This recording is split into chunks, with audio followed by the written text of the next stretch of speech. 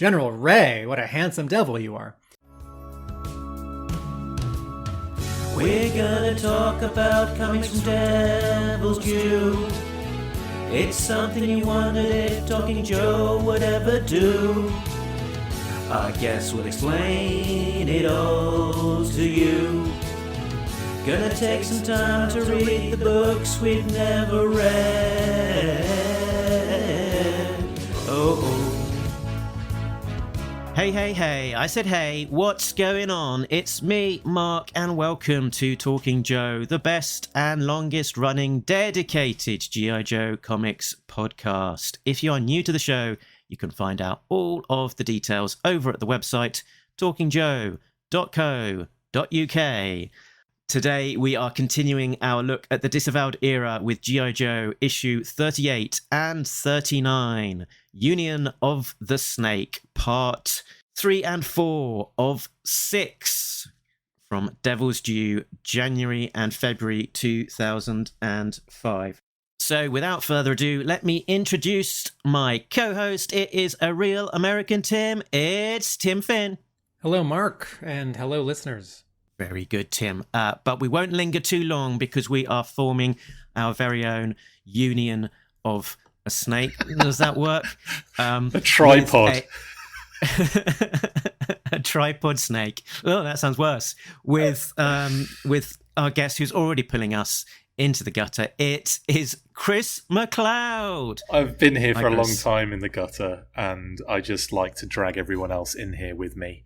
Yeah, thanks, man. Thanks for having me on. Really excited to chat G.I. Joe comics with you guys. It's great to be back. Excellent. Now, I just looked up when you last joined Talking Joe for a standard show where we just talk about a couple of issues, and it was all the way back, episode 62, March 2020. 700 years ago. In the before times. Yeah. It was a simpler time. What a step back for us, jeez. I know, guys. You're supposed to be going forward, not falling backwards. Honestly, though, all jokes aside, we have gotten used to, in our Disavowed episodes, having three opinions, and it's nice to have someone joining us for this episode to present a third opinion. Awesome. Mm-hmm.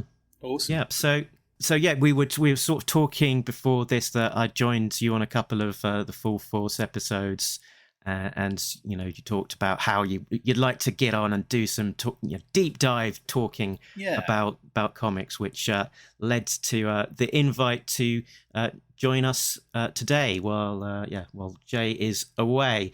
So, interesting to hear kind of your background for the Devil's Due era, and how it all kind of feels for you looking back on it these 20 odd years on. How has that happened? What were you doing back in 2001 when Devil's Due was starting up? So, interestingly, I didn't even know that G.I. Joe had kicked off another comic in 2001. It wasn't until, I think, 2002 that I was in the United States. I was working at a summer camp in New Jersey, and I was at a place called Camp Luema, which was, an amazing time. I had a great time doing it. In my first year, we would have... You very rarely get a day off, but we did get a couple of days off at one point, and I went with my friend Rosie, and he took me to his hometown in New Jersey, and we kind of hang out like with his folks and all that kind of stuff. And it sounds like it's quite chill, but compared to like working on a summer camp, and then it was like heaven going into like someone's actual house. And so basically he took me to this local store, Zap Comics, a local comic store of his. And we went inside, and there, as you walked in the front door, there was like an end cap display of all 10 of the issues that had been released up to that point. And I looked at it going, oh my God, G.I. Joe comics are back out. Like, that's amazing. So I got I literally rinsed that whole display of all their back issues, 1 to 10, and just like spent hours going through those and just kind of being really excited. So there was like this genuine excitement for it to return, to see these characters again. I'll never forget reading that first issue and seeing like Kamakura, and like that whole image of like Cobra Commander where they're in like so I think they're in like whatever their HQ was at the time, or if it was maybe like CIA headquarters or something, and they're looking at like drone footage of Cobra Commander is back, and he like we need and I just remember that piece of art was just absolutely mind-blowing, and I was just really excited to see Cobra Commander again. And then it was like, right, we've got to get everyone out of retirement almost, and like the faces on the screen of all the people they were going to be like contacting. And I remember like seeing, and obviously there was a bunch of Cobra related characters on the screen as well, and I was like getting really excited to see who was going to be involved. And yeah, it was one of those things where I was just really, really excited for it. And I think that nostalgia will come through when we talk about these issues, in a sense. Did the excitement for this era sort of continue through? Were you kind of hyped for the comic from start to end, do you think? From 1 to 10, yeah. I think when it started getting a little bit crazy around this period, a little bit kind of disjointed, rudderless, a little bit kind of all over the place, and they were trying to do bigger and bolder things, I think, with it towards the end of the run, and I just don't think they really had an idea of where they wanted the story to go, and they just started to do like bigger and bolder moves to kind of like kill characters off, and which will spoiler alert, we'll see some characters killed off on panel in a couple of these issues. So so that's I enjoyed it initially, but I definitely once I got into it, and with most runs there seems to be like a jumping of the shark in the run at some point, and I definitely think it's happened just prior to this issue. Chris, did you read this series all the way to the end? Did you read America's Elite? Did you read Reloaded? Oh, everything. Absolutely everything. Transformers crossovers? Absolutely everything. Okay. When it comes to the comics, I will read every single one, no matter what it is, what it's connected to. It could just be one of those like comic pack-ins, for example, that just aren't the greatest quality, and I'll still 100% read it. And yeah, with this, I will say, actually, when America's Elite came out, I loved the artwork. I thought the artwork was absolutely sensational, and just being like, oh, this is cool. And again, it kind of petered out a little bit, but I really enjoyed America's Elite initially for that beautiful artwork. First few issues, at least.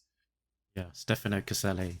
Mark, remind us, you read all of the Devil's Due comics at the time, the entire time Devil's Due? Yes, publishing? Absolutely. There might have been, might have let them build up every couple of months or whatever, but essentially I was reading it month to month, yeah. Okay.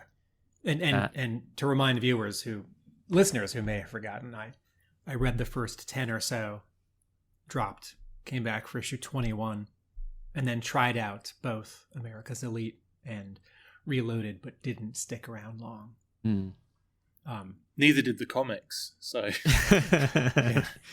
did and were you all in on the toys in this era as well, Chris? So I didn't get into collecting G.I. Joe again until I was in at summer camp, and in the United States we went to Toys R Us at one point on the day off in Manhattan, and they had a whole G.I. Joe wall. It was incredible. They had like parachutist models coming out of the ceiling.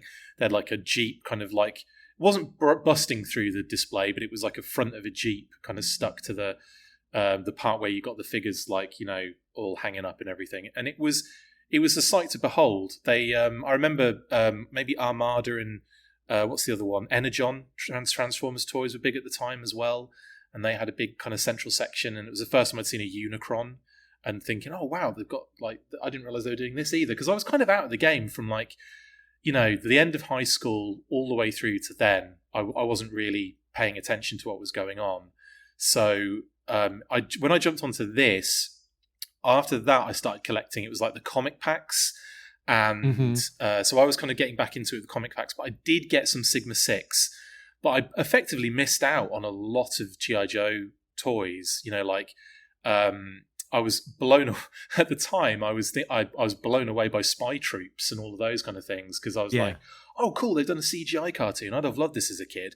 And but yeah, it was a little bit kind of hokey for me at that age. I remember it being a little bit like, yeah, I get it, and I would have loved this as a kid, but yeah, it wasn't really grabbing me. And so I missed out on a lot of like the direct-to-consumer figures and that whole era of new sculpt era, basically. But yeah, I've gone back and collected it all. Don't have. That was going to be my next question. Yeah. Did you go back? Yeah. Oh, I've gone back and I've got everything, because it was really easy to get hold of carded and boxed examples of pretty much everything in that era. Like it wasn't super it wasn't super popular, so it didn't sell massive amounts. So you find a lot of like collections, or you find a lot of stores, independent stores, still have all that stuff. I still haven't been able to get rid of it. Still to this day. Excellent. Let's talk comics. Let's get into it. So we are talking 38 and 39. The people behind these issues were Story, Brandon Jerwa. Brandon Jerwa. Guest pencils for 38, Emiliano Santalucia. Oh, I'm going to say that again. Emiliano Santalucia. Santa Lucia. Chris is laughing at me. Emiliano Santa Lucia. Just say Emiliano Santa Lucia. Just say it. Go. Emiliano Santa Lucia. Thank you, Chris. I would have got there. Do you need to do a clean take? I'm going to leave Chris correcting me. Okay, sorry. Tim Seeley on 39 with Corey Hampshire inks. Colours Brett R. Smith on 38 and 39 Val Staples. I wonder if we'll notice the difference. Letters Robin Spear of Dreamer Designs. Editor Mark Powers. Graphic design Mike Norton. Production assistants Sean Dove and military consultation Andrew Swenson. Let's have a look at the things what are put on the front of these books. AKA covers. Let's have a look at the covers in the gallery.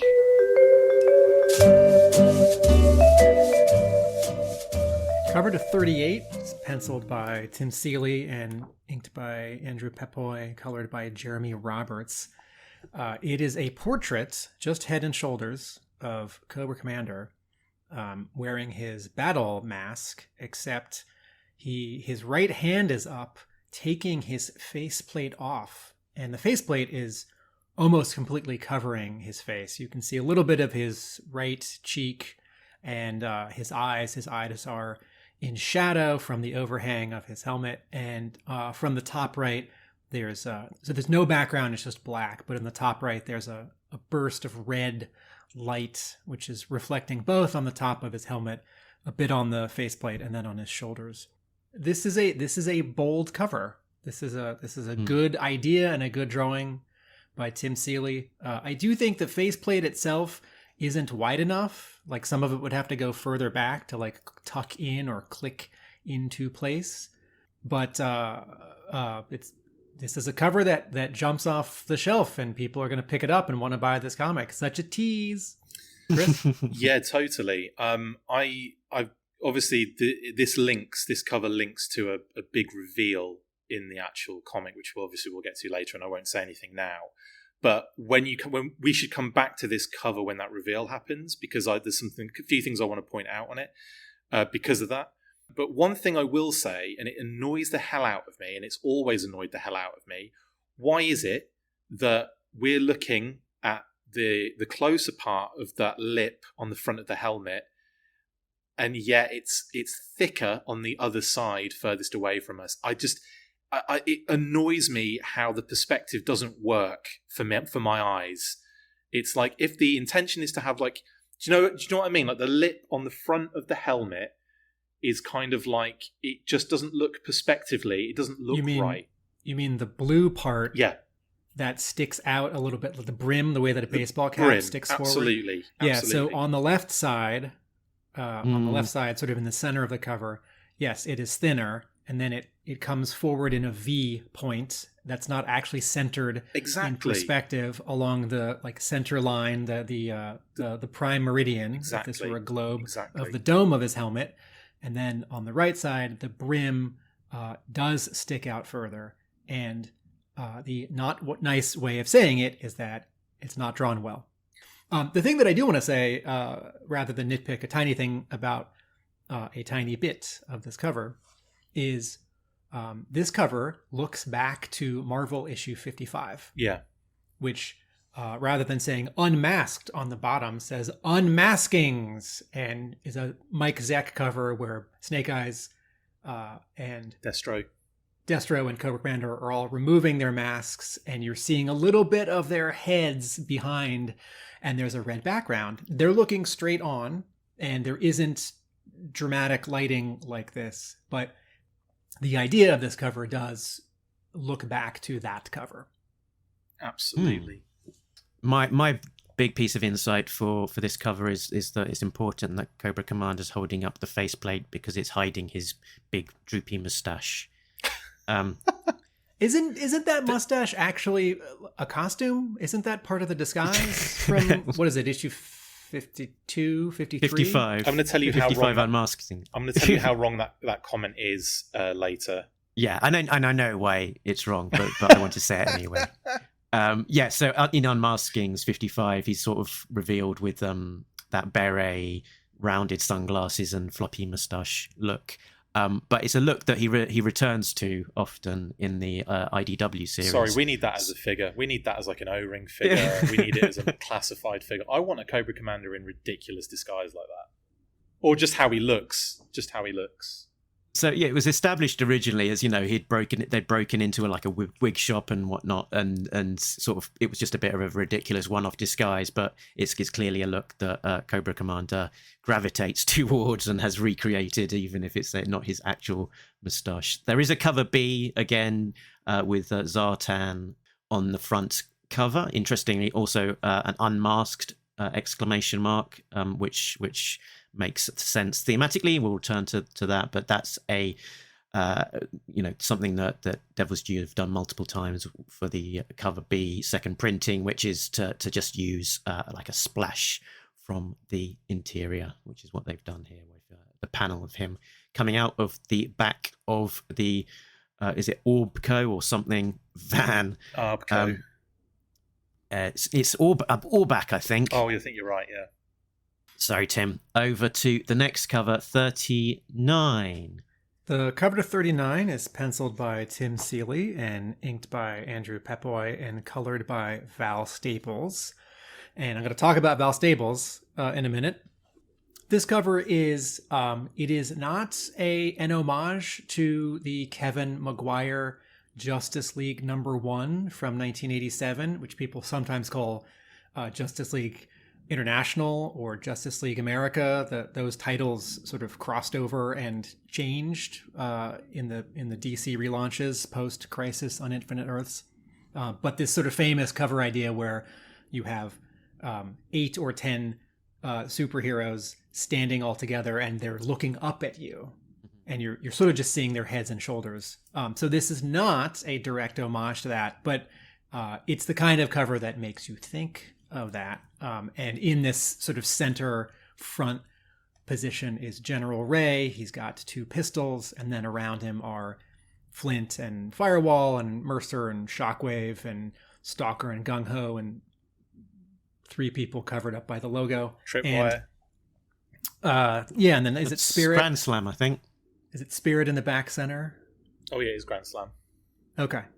And over the logo it says "Under New Management" in a yellow-orange block font that matches the G.I. Joe font.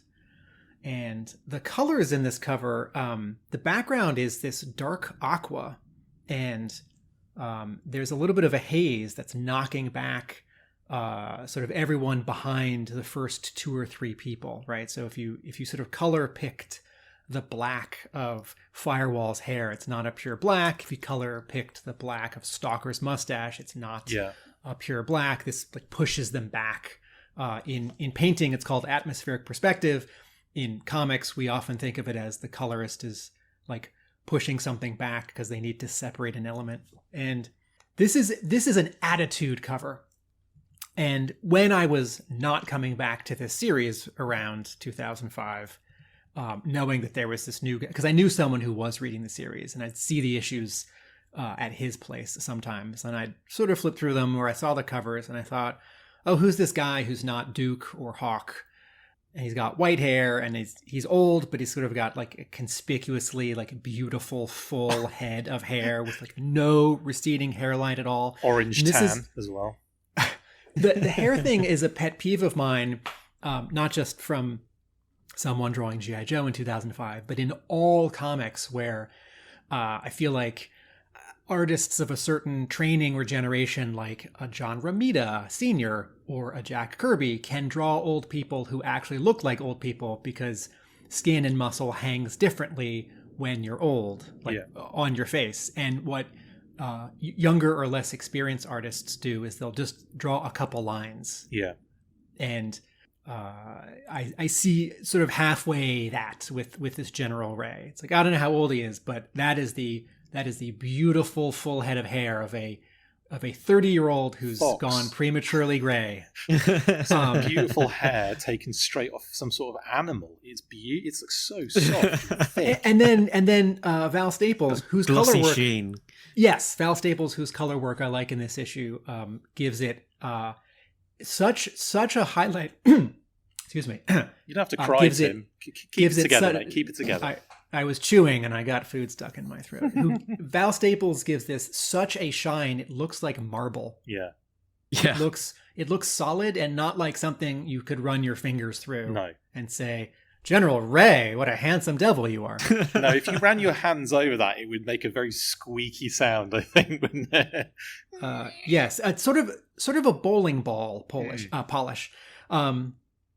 Anyway, I've always found this cover interesting because G.I. Joe at Marvel ran until 94, and it was happening during the Image explosion. And it was happening in the couple of years before the Image explosion when artists who ended up founding and going to Image were starting to do the Image thing at Marvel before there was an Image, like flashier art, pages that look more like pinups and covers, and covers that have less story and look more like pinups. And G.I. Joe never quite did that.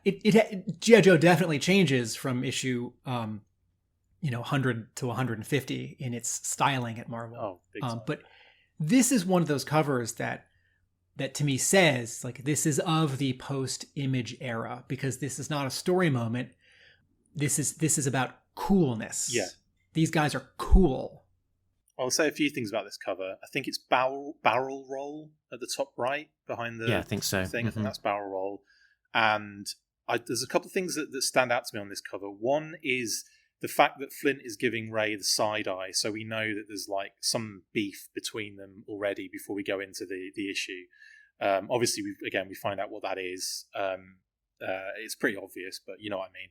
One thing that does bother me about this, though, is how they've drawn Shockwave.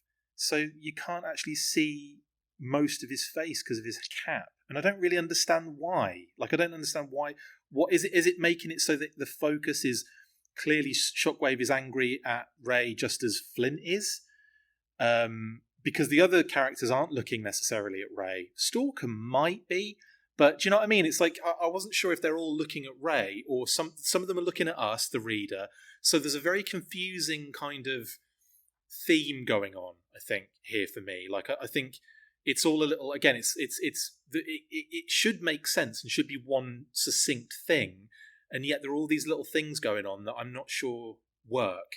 So, like, Firewall is looking directly at us, and so is Mercer, but Flint, like I said, maybe Stalker, and I'm imagining Shockwave is looking at Ray, but it's really hard to tell, and I'm confused as to why that decision was made to cover Shockwave's eyes. It's possible that that kind of hat, speaking of drawing a Cobra Commander helmet on the previous cover, that kind of hat is hard to draw. It's a weird shape. Yeah. And it's possible that Seeley the reference that he had. If he wasn't holding a hat in front of him, he maybe had a photo of a hat or a photo of an action figure. And that may have been his reference. And he may have made the decision to draw it in the angle that he already had a visual for. Right. Because he was going to be able to pull that off. And if he tipped Shockwave's head back, it doesn't look as much like Shockwave because, the brim disappears because now it's aiming directly at us. But I agree with you that whatever his eyes are doing, we want to see his eyes. Unless that's the decision that he made, like you're not going to know what he's looking at, and that's you'd only do that. I think the power of someone looking at Ray, I think that just belongs to Flint here. Agreed.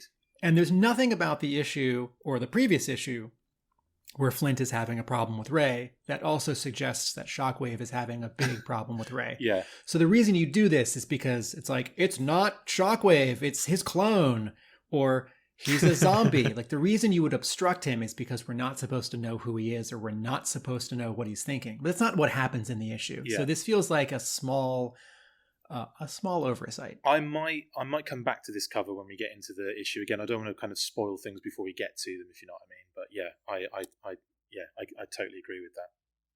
Yeah, there is some. We get to it. The very last page of 39 is a kind of similar team lineup, and there's a bit of side eye going on there. We can touch on that in a bit. Okay. Cool. What happens in the story? Let's find out with a plot breakdown. Scarlet and Storm Shadow have freed Duke and Snake Eyes from a military prison and evade the police with support from Dana and Claymore. Zartan and the Dreadnoks launch an assault on the Quad military detention facility where Cobra Commander is being held. Cobra Commander's counselor, Dr. Edmonds, is revealed as being Zanya. Zanya? I didn't know it was you. And she dukes it out with Lady J and taunts her that her husband made kissy face with the Baroness. World Stalker and Lifeline try to hold off the Dreadnoks. Cobra Commander is freed, and it is revealed that he and Zartan have switched places before he was in captivity, and it was actually Zartan in lockup. Meanwhile, in Brazil, a small Joe team of Glenda, Hardball, and Rampart make a sneak attack on a Cobra outpost. Inside, they discover Big Boa, Asa Negra, and several Vipers, all dead. A voice speaks out to the team about sending a message as they are covered in red laser dots. General Philip Ray is installed as the leader of the scaled-back Joe team, just in time for the Joes to come under attack simultaneously. While Barrel Roll visits his brother Thomas Stall in a military prison at Fort Hauchuka, it comes under attack from Cobra. At the same time, Cobra, led by Mistress Armada, attacks the pit. The Joes lose the battle for the pit and reach a stalemate as Barrel Roll launches missiles, destroying the Cobra forces, but also the pit entrance. Elsewhere at Cobra Island, Cobra Commander makes a surprise attack and captures Destro. Baroness and Wraith make off and escape, but the Night Raven carrying them is shot down and destroyed just after takeoff. To be continued as the Joes drop the big one. Is that like when Kirstie Alley won the Emmy Award and thanked her husband for giving her the big one? That's exactly what it was. Am I remembering that correctly? Let's talk about the comic. I don't know this reference. You've probably filled that in yourself, actually, Tim. Oh, that's right. That's right. 1 American and 2 Brits. I think I've heard of the Oscars. I've heard of Kirstie Alley. I think this was the Emmys for television. I've heard of the Kirstie Alley Viper. All right, let's very good, sir. You're welcome. I'm always I grew up near Washington, D.C. I did not spend a lot of time there, but one of the things that I know is that downtown near the mall, near the National Mall, the strip of grass, right? I don't mean a shopping mall. no building is taller than the Washington Monument. And as a G.I. Joe fan, I'm sort of protective of the mall because it's depicted so well in Arise, Serpentor Arise Part 5. And so the first panel of issue 38, I'm both ready to find something wrong with it. Like, are there skyscrapers? There aren't skyscrapers in DC. This isn't New York, you Chicago-based artist. But also embarrassed that I actually don't know DC well enough to, if an artist gets something, if the writer is referring to a specific place in DC, maybe the artist gets it right and I don't know. Maybe they get it wrong and I don't know. But looking at this first panel, I think, well, yeah, that looks like DC. Sure. And so I like this car chase. Yes. But I wanted to ask you guys in general if it's clear enough for you. This is a thing I was pressed. Like, is the visual information provided in each panel and its progression enough? But looking at this first, I know I'm going to jump to color right away. Looking at this first panel, it took me a second to figure out sort of who was who. Which are the cars that are sort of bystander cars, and which is the car that has Duke and Storm Shadow in it? And I thought, what a missed opportunity. There are 3 colors for cars that aren't police cars. There's this sort of like dark reddish brown. Yeah. There's the like gray. Yeah. And then there's this van that's got some green on it. It's like, just make the car that Duke and Storm Shadow are in, make it the one red car. Yeah. Make it stick out. And I'm jumping way ahead to color, but if you wanted one more example from our previous episode of where I was comparing how Brett R. Smith, all the brightest things in every panel go to white. Just look at panel 2. Duke is driving this car, and it's 3 a.m. and he's in a car, so there's no light over him, right? Yeah, there's some light from street lights that comes in the windshield and like maybe illuminates his forearms, but look at his forehead and his collar and his shoulders and his knuckles, right? That's like a very minty white. Yeah. Anyway, you think this? I like this car chase. Do you guys think it's clear enough? I have to say, yeah. And when I first looked at that top panel, I knew what was going on, but I didn't. I knew, because I knew what was happening, I didn't bother to even think about which car was which, because I already, like, all the information is kind of given to me. Do you know what I mean? Like, it's like the information's there, and then I can go back and study it later. So even though I hadn't identified which car was which, I still moved through the issue and knew what was going on. When coming back to that first panel, though, and since you mentioned that, obviously it makes sense that the car they're in is the one that's screeching with all of the stuff coming off the bottom of it, because that's also where the bullets are being closely fired. Now that's interesting to me, because they're police cars and they're in a very built-up area and they're firing their weapons. And I know, obviously, this is America, etc. This is America. But that to me is there's a bit of a stretch. I don't think they'd be doing that when you've got pedestrians really close to everybody. They'd want to follow the car, get to a certain point where it was safe, and then start employing pit maneuvers and firing weapons and all that kind of stuff. But I think, obviously this is a G.I. Joe comic, and where would the action be if they're not firing guns? But the fact there are 3 pedestrians in the street, in the way of the police car, and they're firing at them, I was like, Yeah. Wow. I'm also not sure, having grown up near DC, but having not spent a lot of time there, I don't know that many streets in DC would be this crowded at 3 a.m. There are a lot of people walking on the sidewalk. Yes, it's a very busy time. And I think this is one of those cases where the editor, if they have time, they rub their eyes, they leave the room, they come back the next day, and they oh, you know what? Some of the elements here are sort of at odds with each other. It's too many cars for a start. The coloring says nighttime. The script says nighttime. The script or Tim Seeley's artwork suggests, 6 p.m., 8 p.m., 8 morning rush hour. Yeah. And that's sort of the least of my concern for the issue. So having now spent 8 minutes on this one panel, let's not spend any more time on it. On page 3, speaking of buildings not being taller than the Washington Monument downtown, there's a fire bat flying right in front of the Capitol. And when I got to this page, I thought, at this point, I feel like the rest of the military is not being used in a realistic way. Like, I guess a Cobra mini jet can fly in from like the Atlantic and just sort of be there all of a sudden and catch everyone off guard. But like, is this actually like chasing this runaway car with two, like, I don't know, enemies of the state? Is this for 3 like DC police? Or like Capitol Police? Or I don't know if DC has state troopers.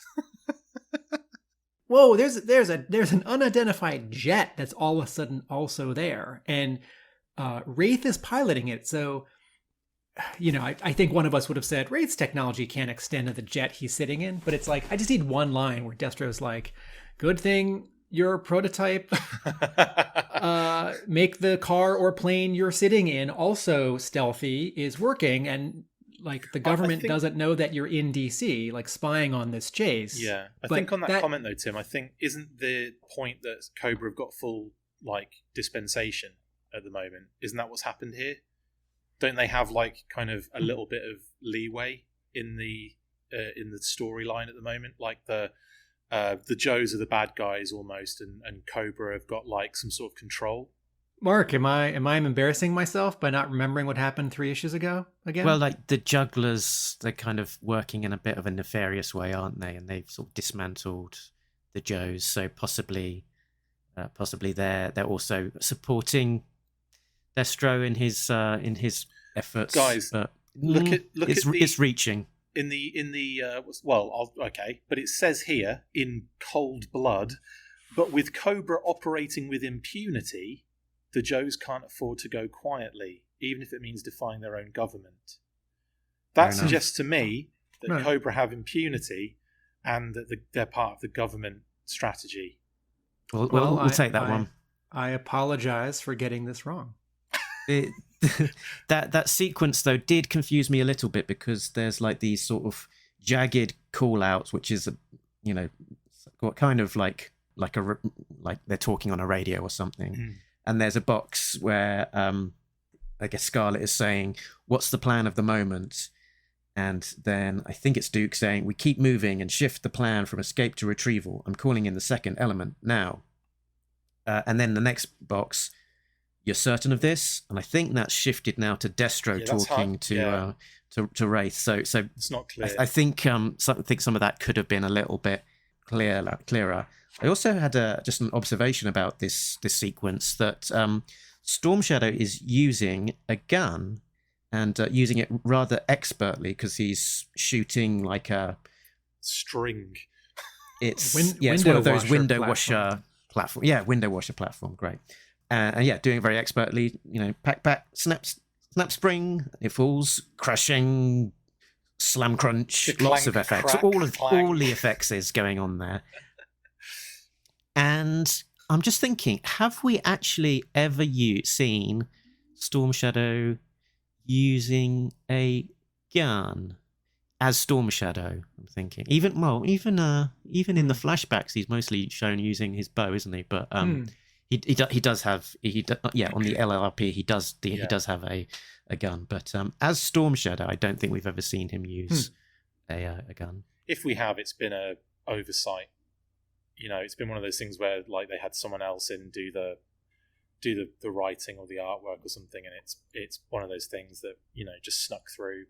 But I think it's weird. It's weird to see him with guns. Also funny that Duke is like, I love that there's almost like a juxtaposition of two panels here where it's like Duke is stopping Storm Shadow from using a gun, basically saying, "We don't shoot cops, if you're serious, yada yada yada," right?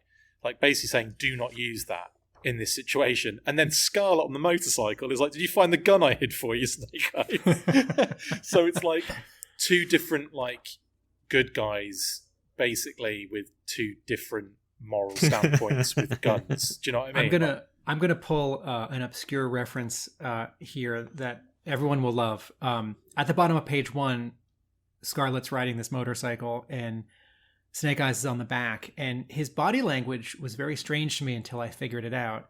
he's got his hands against his head as if he's panicking, like, Gleep, I can't buckle my seatbelt on the back of this fast-moving motorcycle. And I thought, that doesn't seem like Snake Eyes. And then I realized, oh, he's putting on his costume. And then in the next panel, like, now he has his gun. So we're seeing the final 2% of him.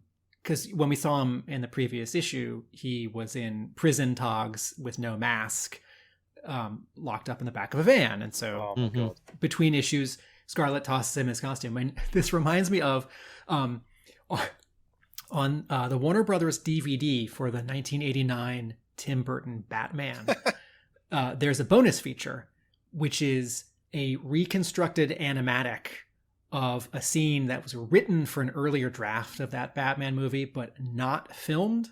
And again, this is not, they took the storyboard, right? The scene was written and storyboarded. It was not filmed. And for the DVD, they scanned each panel and sort of made an animatic out of it by getting a couple of voice actors to record dialogue and reusing some music already in the movie. And it's a scene which introduces Robin, Dick Grayson Robin. And there's a moment where Bruce Wayne is chasing the Joker. The Joker is driving away in a van, and Bruce Wayne is on a horse that I think he's grabbed from a cop. And this car drives by, and Alfred tosses Bruce on the horse a little satchel, and Bruce says, "Thanks, Alfred." And then, like, two moments later, the Joker looks in his rearview mirror and Batman is on a horse. Fully dressed, yeah. And he says, "Oh my God, how does he do it?"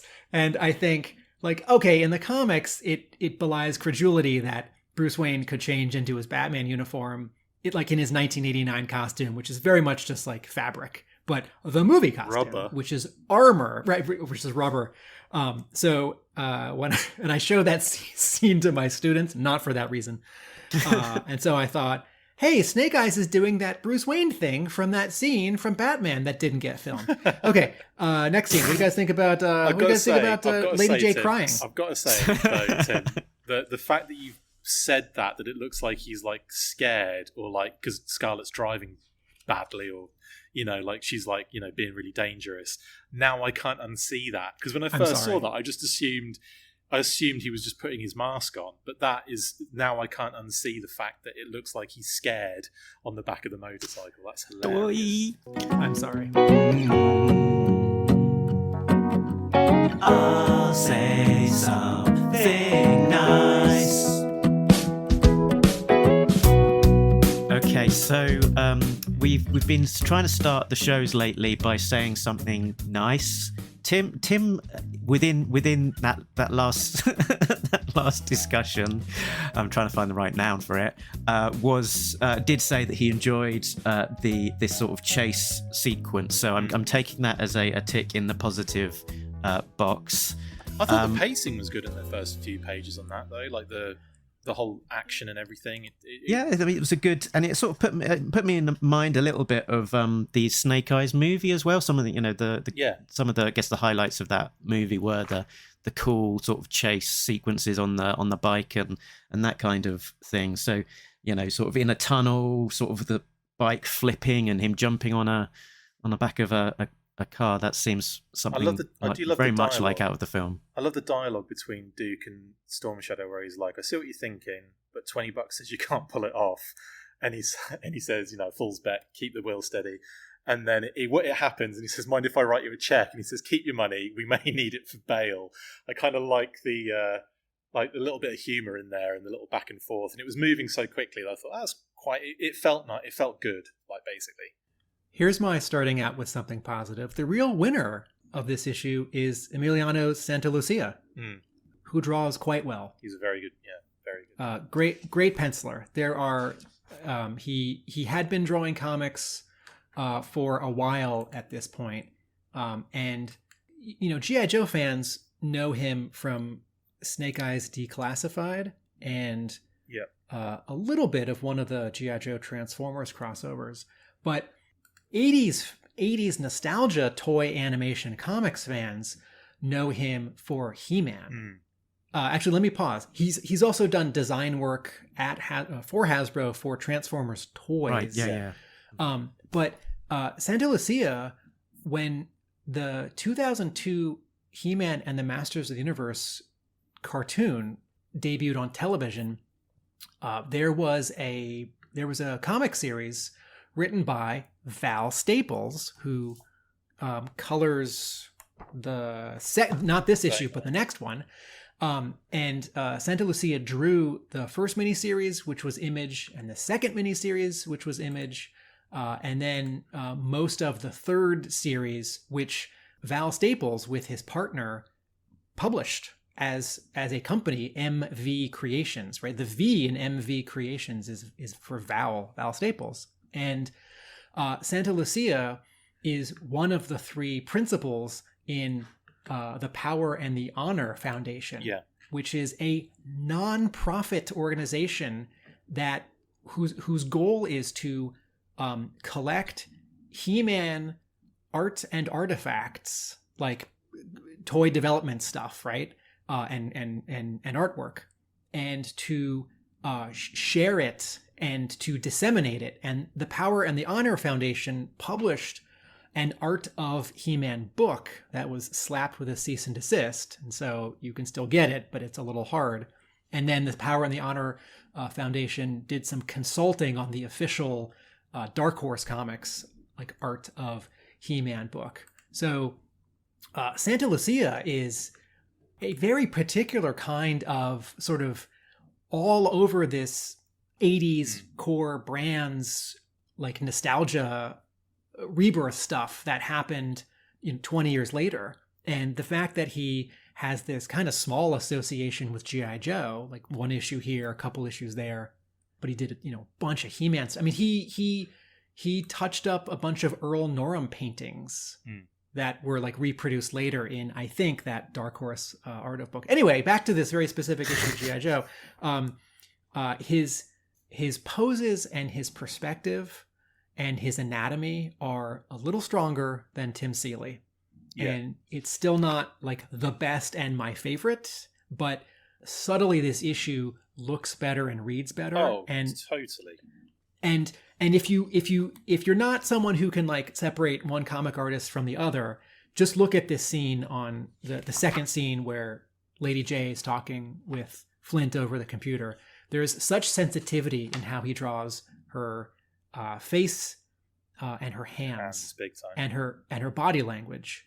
And yes, if you squint, this looks like a lot of comic art around 2005. And then the other positive thing I wanted to say about this issue is that there's a lot of physicality to it that reminds me of that other person who's written most G.I. Joe comics, that other series that we talk about. There's a lot of physicality in this issue. So very specific, like person on a motorcycle, punching, lunging in a hallway, throwing a makeshift knife, slamming someone's face into a glass wall, cutting a hole in a wall, a door falls down. There's not a lot of like people, like jugglers standing in a room talking. Yeah. Or like Joes standing in a room talking. Or Joes like huddled together before they run into a building all geared up in Brazil or somewhere talking. Yeah, he's even managed to make this Zoom call on a laptop quite dynamic. I love how he's drawn her hands. It looks so natural. Like I'm doing a similar thing at the moment. Like my fingers like hovering over the keyboard for a second. You're reaching towards us on your computer. I'm like crying because I love you both so much. But yeah, I don't know. I really like that, and I love the fact that she calls out that that's Lifeline and Stalker. So yeah, Lifeline, and the fact that straight away you can identify them in the beds, like boom, boom, awesome. So yeah, I agree with you. I think the artwork's gorgeous. Also, sorry, pencils only. Yeah. This issue was not inked, which it just means he had to like pencil that much tighter if they knew they were going to color directly from scanned pencils. Wow, that's amazing. Actually, you would not guess that. That does not look just pencils, does it? So you can tell the panel where Lifeline is lunging towards the closing door. The shadow under the door is like scratchy. Oh yeah. And you can see it on the next page, the shadow that's being cast on Buzzer's face. Yeah. And then the page after that, this starts to look like ink. And maybe some of this is inked, I'm not sure. But the shadow's on General Ray's face, the page after Cobra Commander is freed. Yeah. Interesting. Yeah. So I'll try and channel a message from our missing co-host. Howdy, Joe fans. Jay Cordray here. Yeah. Oh man, there's a girl crying again on the panel here. So Jay there is observing that yet again we're seeing a female Joe character crying in the issue. It's we've sort of pointed to it maybe not ringing true, or sort of not being ringing true to the characters, but or being inconsistent. Or being yeah. Maybe Flint is having just as hard a time, but men don't cry. I was going to say that. Yeah. He's made of flint. Yeah. Yeah, it's like, it's a funny old thing, that, isn't it? The toxic masculinity that runs through our world. But a bit of its time in that sense. I don't think you see it as much now. Yeah, especially with Larry doing it. Like he would be very aware of that now, I think. Absolutely. My big positive for this one, my say something nice, was going to be just pointing out that sequence with the dreadnoughts. I thought it was a really good use of the dreadnoughts. It was a cool action sequence. And we see Monkeywrench use his harpoon gun in this grisly fashion, and made me think, oh, that's a harpoon gun. I would never have actually guessed that. I would have thought, originally I thought it was like, what is it meant to be? Is it like a weird tripod laser thing? And Ripper rips someone apart with his giant blade, and Buzzer's using his chainsaw on a door. So it's not just that we've got the dreadnoughts, but that we're using them, deploying their particular, specialities to cool effect. I could see Monkeywrench afterwards and talking, and I could see him saying to everyone, I killed a guy with a trident. That's what I can see him doing at the end of As a kid, I didn't realize that the trident might be spring-loaded and shoot out of his gun. As a kid, I thought it like glowed and would shoot electric bolts. Because I think in one of the episodes, in one of the arenas of sports, isn't that a weapon that Duke gets, like a glowing, glowing trident? It's a trident, yeah. How do you guys feel about Lady J drawing a little cartoon on a pad of paper where she is bonking? Who's the doctor's name again? Zanya. Where she's Zanya. bonking the woman who is actually Zanya in disguise on the head. I'll answer my own question. As something to be happening in the panel, so that it's not just a person standing there talking to someone else, I like it. She's got a prop. She's doing something. Yeah. Or she's done something with it. It's a little distracting because, Lady J draws little cartoons. That's new to her character. Yeah, she's got a little children's book on the way. Never finished.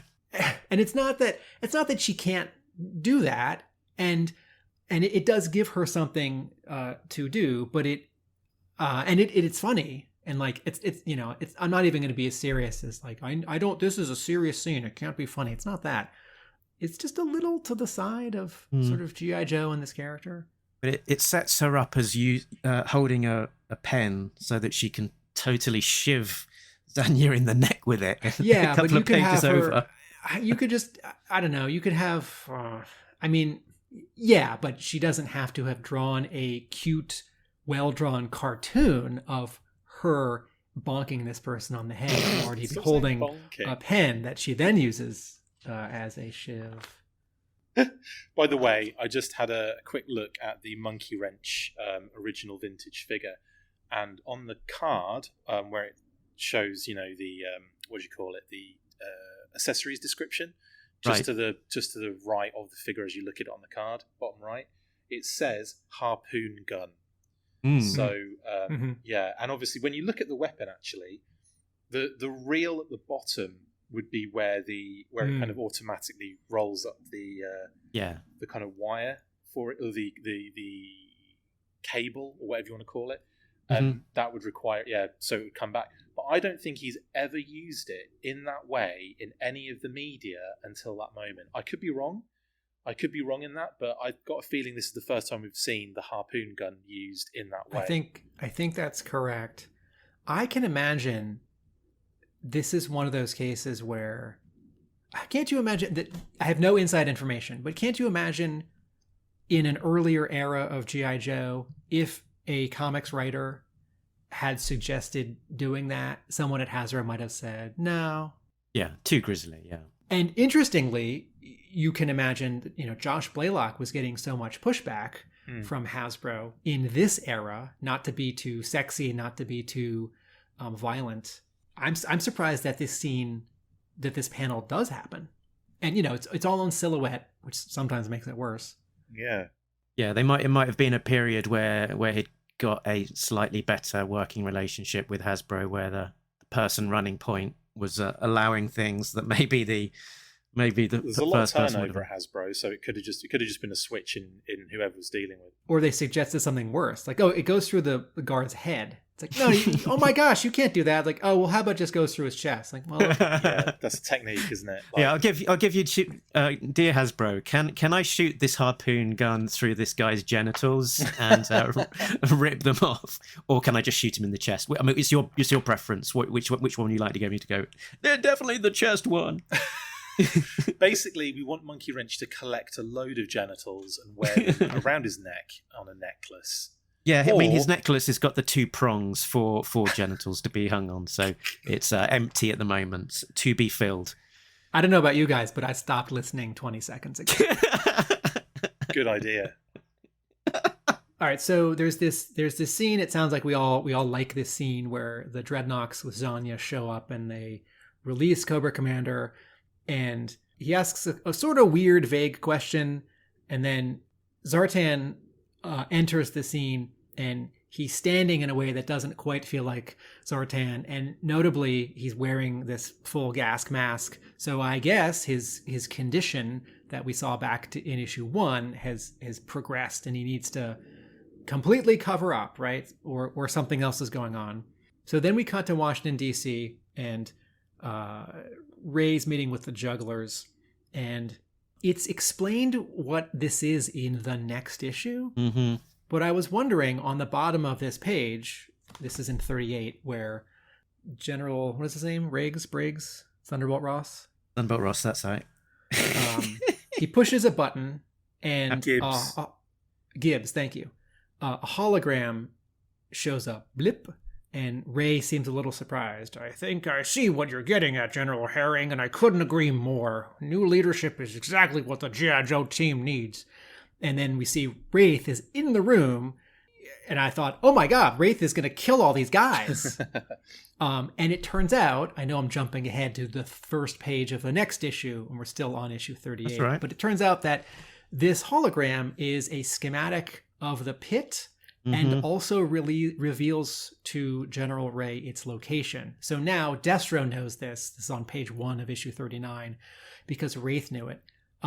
Is this enough information?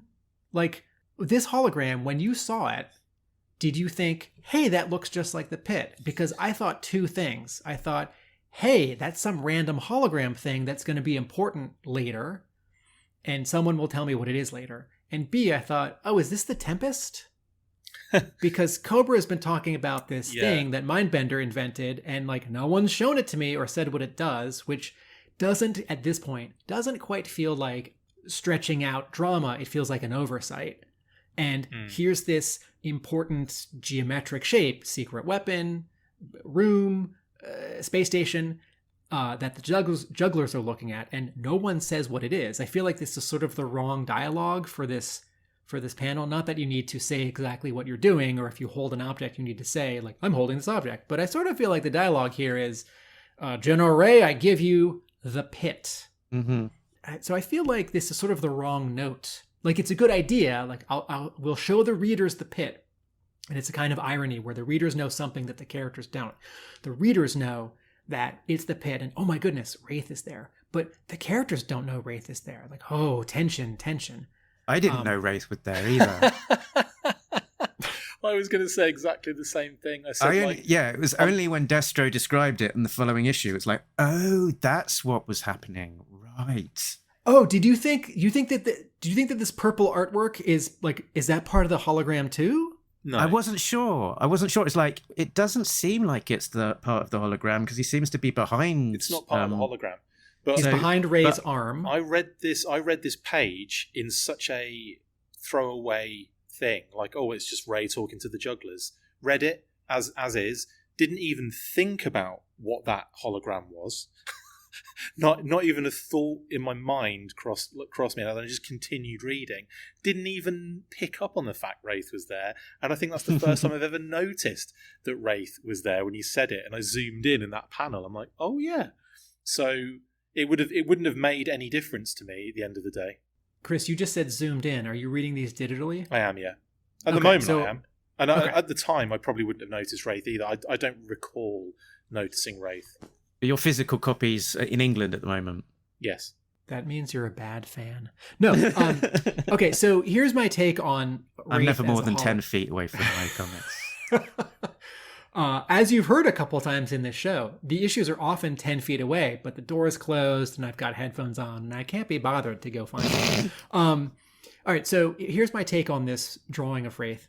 Santa Lucia has drawn the character in pencil, right? And if the issue were inked, it would have been inked. And I don't think he would have been drawn any differently. And then the color artist in Photoshop selects that black line and creates it as a fill. It's like, oh, rather than leaving this black, I'm going to color this, right? The way that the lines of the hologram are not black lines, they're like glowing white, minty green lines.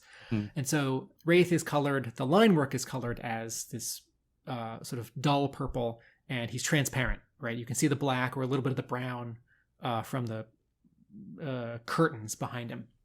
But I think since we saw such a cool texture on his costume that like sort of mapped like hexagonal pattern, those 3 backup stories when he was introduced.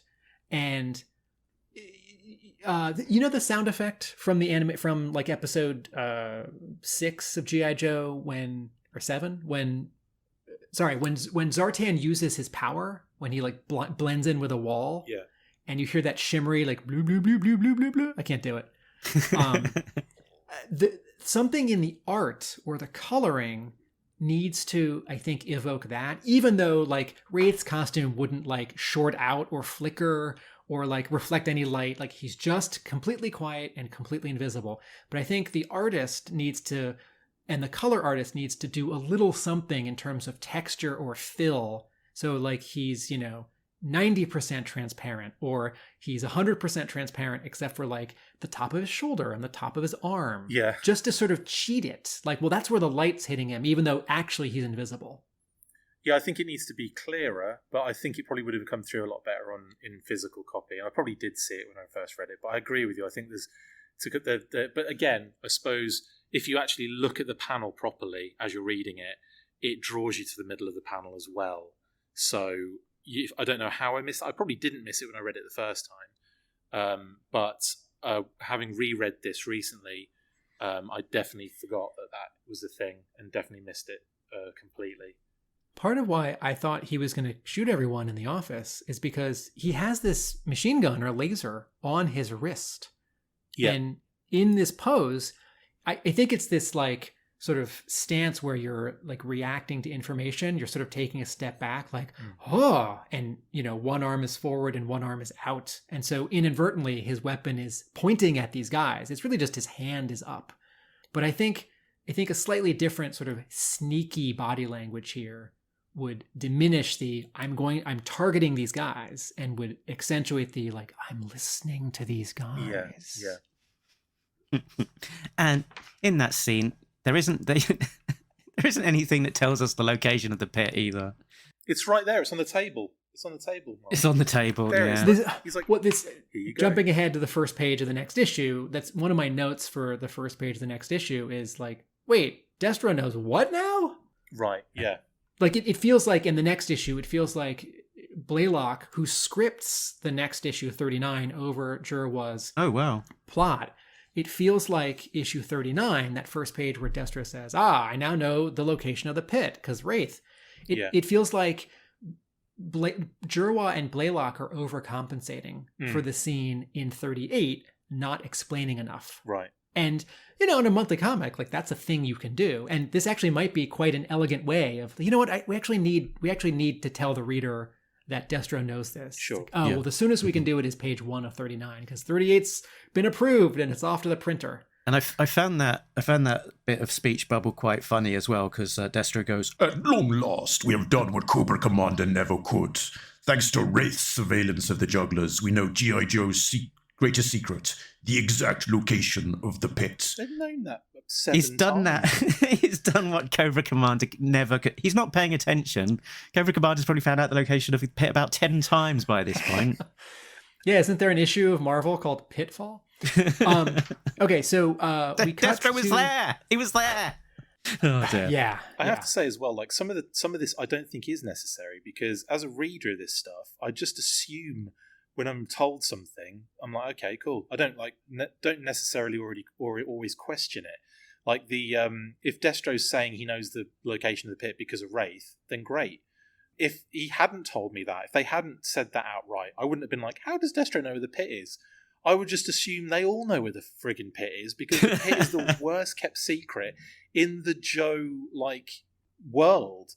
Like the location of the pit is always known, and it's always secretly, or not secretly, it's always very obviously a problem for the Joes, because it's always found out, and it's always found out really early.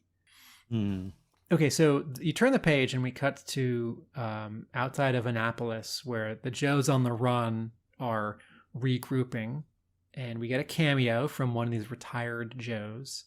And the arts on the second page of this scene, where Snake Eyes and Storm Shadow are talking or not talking outside. I like the art and the visual storytelling of this scene, but like the first panel where Storm Shadow says, "Snake Eyes, please listen," I thought, oh no, it's going to be this scene where Storm Shadow tries to explain why he's still with Cobra and why he went back. And listeners might remember that when we read that issue, I didn't buy it. I didn't buy that scene. And since I didn't buy it then, this scene doesn't have a foundation to stand on. So this scene didn't work for me. Did it work for you guys? I kind of let it wash over me. It's like, okay, yeah, we get what they're trying to do here. Fine. I didn't linger on it too much. Wanted to get to the next bit of action. I'm going to chalk it up to they're on the run and they just took Cutter's spare clothes. But for a moment, did you think, just like, no, Storm Shadow should be in a white winter coat and like white pants because he's Storm Shadow. I mean, someone was smart enough to give Snake Eyes a black winter coat. That sort of speaks to his. And then because Scarlet's a woman, she gets a pink coat. Storm Shadow's in a kind of Bruce Lee color scheme, though, the orange and black. Chris, you want to say anything about the scene, or should we move on? I don't know. It's just the usual, isn't it? It's like Tommy kind of pleading with Snake Eyes, and I don't know. Snake Eyes might be being a little bit, what's the word, like unreasonable here, but I guess Storm Shadow is still trying to like build trust and all that kind of stuff. Like, it must be a difficult thing to try and do when you think about the amount of times that he's gone over to Cobra and back. But like it's always for another reason or whatever. So I don't know, and always the brainwave scanner or whatever. So I don't know. I'd have to basically say yeah, it's all right, but it's just building a bit more kind of like character. What am I trying to think of saying? Motivation, like an intensity between the characters, but I can't think of the word. Sorry. Yeah, the dialogue is slightly weird because I guess they're saying, Storm Shadow is saying my life has changed. I've my own thoughts, my own will. I can choose a path for myself. But is he suggesting that he still might have some allegiance to Cobra, but he's doing it with a clear head? It's not entirely clear. If he is saying that or implying that, I don't know if that makes a huge amount of sense. All right, so we turn the page and we're in Brazil. And I think hey, it's Hardball. And I know it's Hardball because of his weapon and his hat. Cool. We've barely ever seen, it's like, did the last time we see Hardball in like issue 108 or something? Was that like Mark Bright's final issue? Oh, yeah.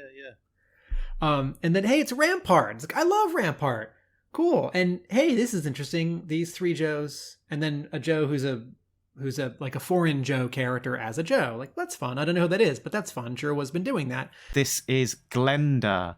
She was an exclusive figure available in Argentina from Plastorama. Plastirama. I was going to pronounce that wrongly. Basically just a version of Scarlet. But yeah, she's obviously in a jungle camo, as Hardball and Rampart are in sort of alternate jungle camo costumes. And they're in sort of enough of their costume that you know who they are, but they're in camo, which is fun. Okay, so Rampart manages to not speak in video game talk, which I appreciate because that's how he talks in the Deke episodes, which is like fine for one line of dialogue, and then it becomes a trope. He's like the metalhead of the Joe team in the Deke episodes. In the Deke episodes, it's almost like the other. It's like it's like Metalhead's kind of like version in the Joes. How does one talk in video game? Oh, he's like top score, game over, all that kind of stuff. He's like that's it. He's like shooting down all these missiles. Is this in the Revenge of the Pharaohs? He's like 10 points, 20 points. Yeah. He shoots another missile, 30 points, top score. And it gets louder and louder and more annoying. And the background music, bam, bam, and like bang, bang. Background music is synthesizer guitar. Okay, electric guitar. All right, so. Then they go through a doorway, and Big Bo is dead, which makes me sad because I don't think you should kill characters. And wasn't Big Boa like built up in a whole issue? Was it in Frontline? It was around about issue 15, 16, something like that, when he was having a fight with Bazooka. Okay, yes, not. Wait, that is Frontline, or that's the that's the regular series. Thank you. Okay, and then you get this panel where the 3 Joes are surprised, and there are these red laser sights on them, and I guess off panel they get killed. I think that's the implication, yeah. Because at the end of the next issue, General Ray talks about how the Joes who've been killed recently will be avenged, and so I don't like this page at all. I generally don't think you should kill Joes or Cobras. B, if you do, it should mean something. The way that someone important dies at the end of issue 38, like, I would be upset if that happened off panel between the end of one page and the next time someone talks about those characters. So I'm frowning. We've talked about it before. This feels the mean way of saying it is cheap. Yeah. The nice way of saying it is disingenuous. I'm annoyed. They mention Asanegra, right? But then they put a bloody flashlight across him so you can hardly see what he looks like. So tell us who that is. So Asanegra was basically a Brazilian release in 95, I think it was. I think it was a carded Brazilian figure in 95. Estrella did that one. And it's effectively a Headhunter Stormtrooper repaint. And yeah, that's effectively what it is. So that, I'm guessing that guy on his back with the flashlight in his face is Asanegra based on the secondary, because he's got like a lot of gear on his secondary. Yeah, like definitely him. Knife, little spikes, grenades and stuff. Yeah. So yeah, it's just a little bit annoying that they mention him. I get all excited, to see him. And yeah, and this is just one of those things, isn't it, where I love G.I. Joe for the characters, the massive amounts of characters, some periphery but specialised or what have you. And you're right, this is a cheap way of just getting rid of a few without really upsetting a lot of people. But it does upset me because I think Hardball, Rampart, and even Glenda, who we haven't, would be great for someone reading this who grew up in Brazil, for example. And or Argentina, sorry, it was Glenda, wasn't she? But having that, oh look, one of the characters that I grew up with is in this. Oh, and now she's dead. It's just so and I get what they're doing. They're kind of getting some characters that aren't the main core group, or there aren't a lot of connectivity to them, and just basically going, let's get rid of these guys. and it sucks, but it's I get it to a degree, but it's cheap. It really is cheap. Also, the South American version of Big Boa is Kangor, so they could have said Kangor, and then Big Boa doesn't get hurt. Just saying. Does Kangor have a different color scheme? Not well, very, very minimal change. Is it a black helmet that he's got? The new version is like that, I think. In terms of the old Kangor, like the original with the kangaroo in was it Force and Neg? Oh no, it is a black helmet. You're right. Yeah, the original has the black helmet too. Yeah, so, but then the kangaroo would have been shot as well. That would have the been sad. kangaroo's all right. It's outside. They didn't even realise it was there. So then, then he has to tell people that there's been a problem. What's that, Kanga? What's that, Skippy? What's that, Kanga? Then on the next 2 pages, Dr. Mindbender starts to panic, and Zartan takes off his cowl and his gas mask, but he's in shadow. And Cobra Commander seems to take off his helmet, and then people are putting on clothes. And is this scene clear? I would say it isn't fully clear, no, but you get the idea, because you don't see the face of Zartan when he takes the gear off, but you do see that he's bald, and you do see Zartan putting his cowl on, and you see that he's got hair, so you can make out from that they're 2 completely different people. So that is where I was able to kind of grasp, they've done the old switcheroo, and now it's dawned on everybody. All right, so for listeners who haven't been reading the issues along with us, the reveal here is that the Cobra Commander, who was in prison the last few issues, was in fact Zartan in disguise as Cobra Commander, and the Zartan who's been walking around with his face covered completely has been Cobra Commander in disguise. Correct. Absolutely. I appreciate that this change of 2 people swapping their clothes, or half swapping their clothes, because I think on the final page, a 3rd person is handing Cobra Commander his uniform. There's an arm that's coming in from the right side. Yeah, pretty sure that's just one of the Nox, isn't it? Maybe Norgahide.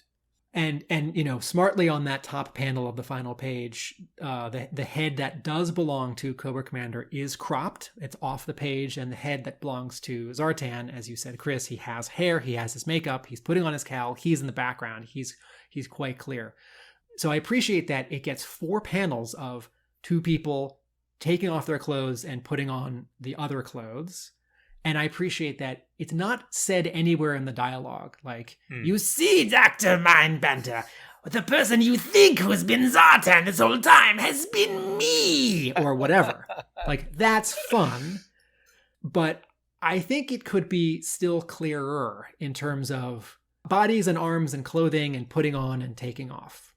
Totally. And that takes me back to the cover, and I think it's supposed to be Zartan on the cover, because like the eye makeup is kind of visible, or being hinted at any rate. Yeah. And then like there's like a, what do you call it, like a shadow that kind of cuts through the cheek, which almost allows the rest of the makeup, if it were to be kind of like that little pokey bit that sticks out the bottom, to be kind of hidden as well. So I think it just, it's really insinuating Zartan's face on the cover.